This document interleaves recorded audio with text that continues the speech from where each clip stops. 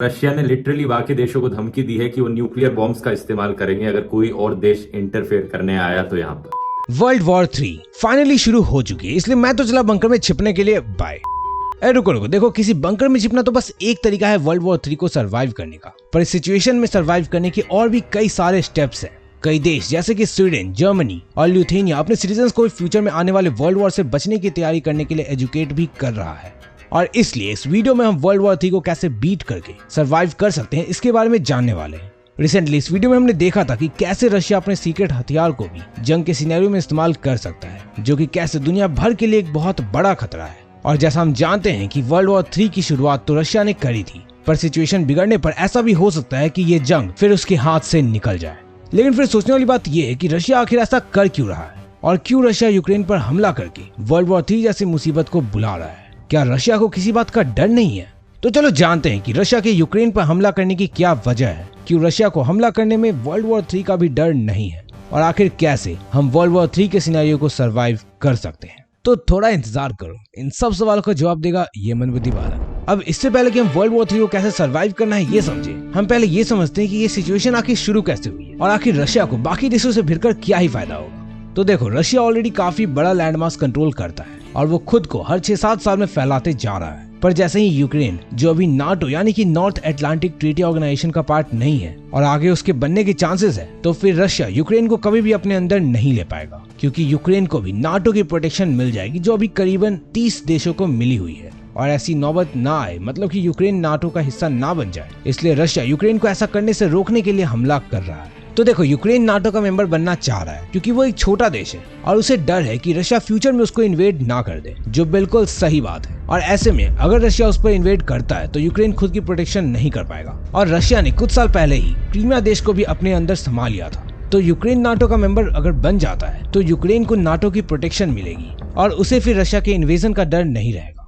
वहीं Russia 2 reason से ऐसा नहीं चाहता कि यूक्रेन नाटो का पार्ट बने। फर्स्ट रीजन तो ये है कि जैसा मैंने बताया कि रशिया और भी कंट्रीज को अपने अंदर समाना चाह रहा है, मतलब कि वो अपने लैंड मास को और भी ज्यादा एक्सपैंड करने की कोशिश कर रहा है। वहीं दूसरा रीजन ये है कि रशिया के चारों तरफ ऑलरेडी नाटो से जुड़े हुए देश है और वो उनसे घिरता जा रहा है। जैसे रशिया के एक साइड में मेजोरिटी यूरोपियन देश ऑलरेडी नाटो से जुड़े हुए हैं, वहीं बॉर्डर पर फिनलैंड भी नाटो से जुड़ा तो नहीं है पर रेगुलर उसका कंट्रीब्यूटर रहा है, और दूसरी तरफ जापान भी नाटो से जुड़ा हुआ है, और रशिया की बॉर्डर से सटा एक और देश यूक्रेन भी अब नाटो से जुड़ने वाला है, जो कि रशिया बिल्कुल भी नहीं चाहता। और अब इसे रोकने के लिए रशिया यूक्रेन पर हमला कर रहा है, और जो वो ऑलरेडी शुरू कर भी चुका है। तो यूक्रेन और रशिया के बीच कई यूरोपियन देश और यूएसए भी आएगा, क्योंकि यूक्रेन की नाटो को ज्वाइन करने से रिलेटेड ऑलरेडी नाटो चीफ से बात हो चुकी है। और देन अगर ये वॉर यूएसए और रशिया के बीच आ गई तो और भी कंट्रीज ना चाहते हुए भी आएंगे, और फिर इस जंग में चाइना की भी एंट्री होगी, और धीरे धीरे करके ये वर्ल्ड वॉर 3 का रूप ले लेगा।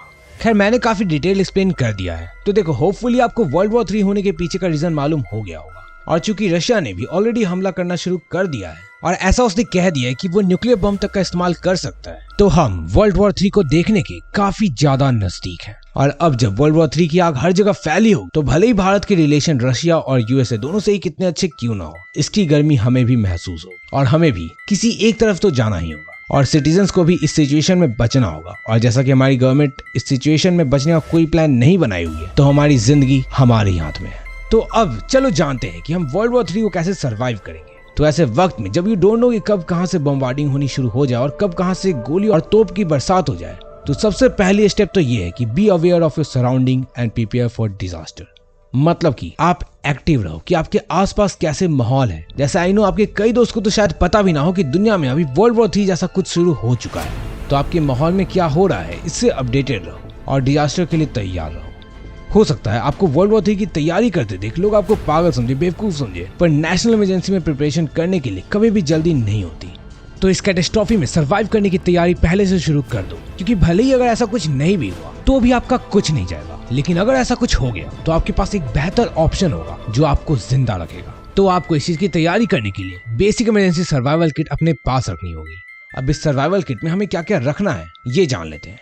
तो आप अपने साथ 2-3 वाटर बोतल रख लो, फर्स्ट एड किट, और वो कुछ मेडिसिन भी आपको अपने साथ रखनी है जो आपके हमेशा काम आती है। कुछ मल्टीपर्पज टूल्स और कुछ सुपर फूड को भी अपने साथ रख लो जो लंबे वक्त तक चले और बहुत ही ज्यादा पौष्टिक हो। खैर, कौन से टॉप 5 टूल्स और फूड्स कैटास्ट्रॉफी में अपने पास रखने चाहिए, इसके लिए मैंने डेडिकेटेड वीडियो बनाई हुई है जिसका लिंक डिस्क्रिप्शन में आपको मिल जाएगा, तो वो देख लेना। अब इन सब चीजों को अपनी कैरी बैग में रख लो और हो सके तो एक ऑफलाइन मैप भी अपने फोन में डाउनलोड कर लो या कोई फिजिकल मैप हो तो और भी बढ़िया, जिससे अगर आप लॉस्ट हो भी जाओ तो भी कोई दिक्कत ना हो। और इमरजेंसी मीटिंग लोकेशंस अपने ग्रुप में डिस्कस करना भी शुरू कर दो और इमरजेंसी एस्केप प्लान पर भी फोकस करो। मतलब कि ये डिसाइड करो कि अगर अचानक से अटैक होना शुरू हो गया और किस जगह आप अपने ग्रुप से मिलोगे।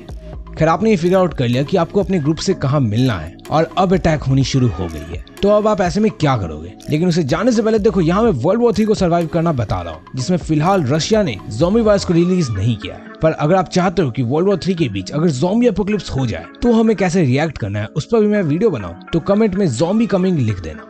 और वैसे मैं एक ज़ॉम्बी वॉरियर्स की टीम बनाने की सोच रहा हूँ जो किसी भी कैटास्ट्रॉफी में एक दूसरे की हेल्प करे और सरवाइव करे, पर उसके लिए मुझे आपकी नीड है। तो आओ इंस्टाग्राम पर कनेक्ट होते हैं और बातें करते हैं। Now back to topic. अब जब अटैक होनी शुरू हो गई है, मिलिट्री ने फायरिंग शुरू कर दी है और सड़कों पर टैंक चलने की आवाज भी आ रही है, तो कुछ भी करो पर पैनिक मत हो। आई नो ये बोलना ज्यादा आसान है पर करना नहीं। पर सीरियसली ऐसे कैटास्ट्रॉफी में राइट डिसीजन बनाना बहुत ही जरूरी है और एक डिसीजन आपकी फ्यूचर डिसाइड कर सकता है। इसलिए पैनिक मत करो और एसएप किसी भी शीशे से या विंडोज से दूर हो जाओ। और अगर कोई बेसमेंट है तो वहां जाओ या ग्राउंड फ्लोर में हो तो बहुत ही बढ़िया, क्योंकि वो कंपैरेटिवली काफी ज्यादा सेफ होगा। और साथ ही अपने साथ कोई कपड़ा रख लो, ये कोई गमछा, स्कार्फ या कोई रुमाल भी हो सकता है। अब मैं इन्हें रखने के लिए क्यों बोल रहा हूँ और इसकी क्या नीड है वो मैं आपको आगे बताऊंगा। खैर अगर आप बिल्डिंग में रहते हो तो गलती से भी लिफ्ट को ऐसे में मत यूज करना, क्योंकि हो सकता है सडनली लाइट चली जाए या कोई बड़ा बॉम्ब गिर जाए और आप लिफ्ट के अंदर ही दम तोड़ दो। इसलिए लिफ्ट अवॉइड करो। किसी भी अंडरग्राउंड बेसमेंट में छिपना आपके लिए लाइफ सेविंग होगा, क्योंकि कोई भी इन्वेडर यूजुअली किसी घर पर ऊपर से अटैक करता है और जिससे आपके घायल होने के चांसेस कम हो जाएंगे और इनिशियल अटैक को भी आप सर्वाइव कर लोगे। अब अगर आप इस जंग के फर्स्ट फेज में सर्वाइव कर गए हो और जिंदा बच गए हो तो अपने घर को देखो कि क्या वहां रहना सेफ है। अगर हाँ तब तो वहीं रहो, क्योंकि देयर इज हाई चांसेस कि अगर आपके घर पर किसी ने ऑलरेडी अटैक कर दिया है तो वो दोबारा से सेम लोकेशन पर अटैक नहीं करेंगे। लेकिन अगर आपका घर तबाह हो चुका है या आपके घर का एरिया वॉर जोन में या फिर हॉटस्पॉट में आता है तो अब जल्दी से बिना दोबारा सोचे हुए उस जगह से बाहर निकलो। मतलब कि देखो अगर आपका घर टारगेट जोन के करीब नहीं है तो उसी एरिया या कॉलोनी में रह सकते हो, लेकिन अगर आप वॉर जोन में या हॉटस्पॉट से करीब हो तो जितनी जल्दी हो सके वहां से भागो, क्योंकि ये तो इनिशियल था और अभी न्यूक्लियर बॉम्ब, मिसाइल और रॉकेट लॉन्चर जैसी किन किन चीजों से हमला होगा यू नेवर नो। तो अभी जितनी टारगेट जोन्स है, जैसे कोई पॉपुलर बिल्डिंग, कोई फेमस मॉन्यूमेंट, कोई ब्रिज या कोई स्टेशन और कोई हैवली क्राउडेड एरिया, इन सब से दूर हो जाओ और हो सके तो वो शहर या जगह को भी छोड़ दो। अपने ग्रुप से मिलने को बोलो, क्योंकि अगर अभी भी नहीं मिल पाए तो फिर यू डोंट नो कि मोबाइल नेटवर्क्स कब तक और चलेंगे और कब फिर मुलाकात होगी। ऑल्सो मोस्ट कॉमन रूट से एस्केप मत करना, क्योंकि you will be stuck in traffic और वो और भी ज्यादा बुरा होगा। अब किसी भी ऐसे जगह जाओ जहां आप मिलिट्री से छिप सको, वो आप तक ना पहुंचे, और किसी ऐसी जगह जाओ जहां इलेक्ट्रिसिटी हो, वाटर सप्लाई हो, फ्यूल हो और बाकी नीड फुलफिल हो जाए। और ये कोई दोस्त का घर हो सकता है जो बगल वाले शहर में रहता है, या आपका नया बेस होम, कोई कम्युनिटी सेंटर भी हो सकता है, या कोई ऐसी जगह जो इन सब कियोस्क से दूर हो। और बस be ready for nuclear warfare. अभी के वक्त में अगर वर्ल्ड वॉर होता है तो न्यूक्लियर वॉर या इवन बायो वॉरफेयर होना बहुत ही आम बात है। इनफैक्ट रशिया ने तो खुले आम क्लियरली सिचुएशन खराब होने पर न्यूक्लियर वेपन को यूज करने की अनाउंसमेंट भी कर दी है। रशिया ने लिटरली बाकी देशों को धमकी दी है कि वो न्यूक्लियर बॉम्ब्स का इस्तेमाल करेंगे अगर कोई और देश इंटरफेयर करने आया तो यहाँ पर। तो जंग के दौरान अगर आप कोई न्यूक्लियर बॉम्ब ड्रॉपिंग की अनाउंसमेंट सुनो या ऐसा कोई अनएक्सपेक्टेड फ्लैश देखो जो नहीं होना था, तो यार वो कोई यूएफओ या मीटियोर नहीं बल्कि वो न्यूक्लियर बॉम्ब है। और अब विद इन 15 to 20 सेकंड्स, और डिपेंड कि आप न्यूक्लियर जोन से कितनी दूरी पर हो, आपके पास सिर्फ कुछ मिनट का ही वक्त है। सो जल्दी से उस कपड़े से या रुमाल को भिगाकर मुंह में लपेट लो, जो मैंने शुरू में अपने पास रखने को कही थी, और उससे आंखों को भी कवर करो और जल्दी से मोटे कंक्रीट के या किसी सेफ बैरियर के पीछे जाकर छिप जाओ, ताकि शॉक वेव आपको ज्यादा नुकसान ना पहुंचाए और न्यूक्लियर रेडिएशन भी आपको ज्यादा इफेक्ट ना करे। अगर आप अंडरग्राउंड बेसमेंट में हो तब सबसे बेस्ट है, और आपके जिंदा रहने के उसमें काफी ज्यादा चांसेस बढ़ जाएंगे। इसके अलावा हो सकता है फेस कवर करने पर आपको कुछ अच्छे से दिखाई ना दे, पर ये न्यूक्लियर रेडिएशन से बचने के लिए बहुत ही ज्यादा इंपॉर्टेंट है। अब अगर आप किसी मोटे कंक्रीट के पीछे हो या अंडरग्राउंड छिपे हो और इन सब कियोस्क से जिंदा बच चुके हो, तो अब बस जल्दी से अपने पहने हुए कपड़ों को निकालो और फेस को और बॉडी को पानी से धो लो, ताकि रेडिएशन आपकी बॉडी को लंबे वक्त तक नुकसान ना पहुंचा पाए। और एटलीस्ट 2 दिन उस जगह पर ही छिपे रहो और इंतजार करो आपके देश की गवर्नमेंट आपके लिए हेल्प करने के लिए पहुंचती है या नहीं तो ज़ॉम्बी सर्वाइवल रूल के अकॉर्डिंग कीप मूविंग और खुद से किसी की हेल्प ढूंढने के लिए निकल जाओ। वैसे देखो, अगर आप यहाँ तक देख लियो तो यार लाइक करो। टारगेट रखते हैं 8000 लाइक्स का। आई नो थोड़ा ज्यादा है, पर मुझे उम्मीद है आप लोगों से, तो तोड़ना मत। और यार इस वीडियो को सबको फैलाओ, बिकॉज वर्ल्ड वॉर 3 हम जानते हैं शुरू हो चुकी है, तो हमें नहीं पता कब इसकी हमें जरूरत पड़ जाए और कब हमें अपनी बॉडी को कवर करके रेडिएशन से बचना हो। और वैसे अगर आपको ये जानना है कि अगर ज़ॉम्बी एपोकलिप्स शुरू हो गया तो उसे बचने के लिए गवर्नमेंट ने क्या क्या प्लानिंग करी है तो लेफ्ट साइड पर क्लिक करके देख लेना। बाय।